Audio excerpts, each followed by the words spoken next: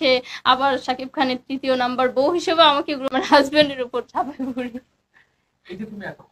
কেউ কেউ হচ্ছে আবার শাকিব খানের তৃতীয় নাম্বার বউ হিসেবে আমাকে গ্রহণ করে নিচ্ছে, মানে এরকম একটা অবস্থা। যে নায়িকাগুলো আছে বাংলাদেশে, আমার মনে হয় যে ওই নায়িকাগুলো থেকে এখন আমি বেস্ট, কারণ তাদেরকে পাবলিক খাইছে। হ্যাঁ, মানে পাবলিক এখনকার সময় আপনি বিবেচনা করেন, এখন কিন্তু আর তাদেরকে পাবলিক নায়িকা তো অবশ্যই সংকট আছে। এখন যে নায়িকাগুলো আছে বাংলাদেশে, আমার মনে হয় যে ওই নায়িকাগুলো থেকে এখন আমি বেস্ট, কারণ তারা একসময় তাদেরকে পাবলিক খাইছে। হ্যাঁ, মানে পাবলিক খাইছে বলতে চলছে আর কি তারা, কিন্তু এখনকার সময় আপনি বিবেচনা করেন, এখন কিন্তু আর তাদেরকে পাবলিক ওইরকম ভাবে নেবে না, কারণ এখন হচ্ছে অনেকে কেউ কেউ কোয়ালিটি হারিয়ে ফেলেছে, আবার কেউ কেউ হচ্ছে ফেসবুকে ফেসবুকে মারামারি করে নিজের কোয়ালিটি হারিয়ে ফেলেছে, মানে এরকম একটা অবস্থা।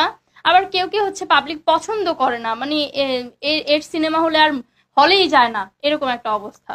তো আমি যেহেতু নতুন, আমার মনে হয় যে আমি এখন সব নায়িকা থেকে পারফেক্ট, প্লাস হচ্ছে আমার যদি মুভি রিলিজ হয় শাকিব খানের সাথে, তাহলে হবে কি যে আরো জমজমাট বেঁধে যাবে, কারণ আমি শাকিব খানকে নিয়ে একটা গান করেছিলাম তুফান ডেডিকেট করে গানটা।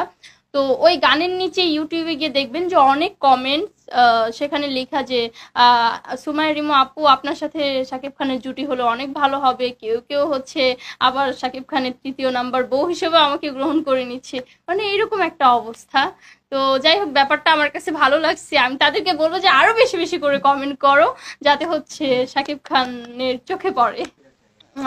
অবভিয়াসলি সেটা মিমির জায়গায়, কারণ তুফান যে ক্যারেক্টার, আমি অলওয়েজ চাইতাম যে আমার এরকম টাইপের একটা হিরো রিয়েল লাইফে হবে। তো ওই হিরোর ইয়েটাই ভালো ছিল, মিমির সাথে একটু রোমান্টিক ছিল, তো আমার মনে হয়েছে যে মিমির জায়গায় আমি থাকলে ভালো হইতো।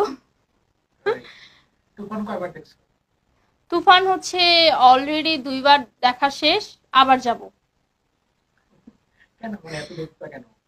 কারণ হচ্ছে আমার এই লুকটা মানে অনেক ভালো লাগছিল, মনে হচ্ছিল যে শাকিব খান আমার আমার সাথে অ্যাক্টিং করতেছে, আবার এরকম মনে হচ্ছিল।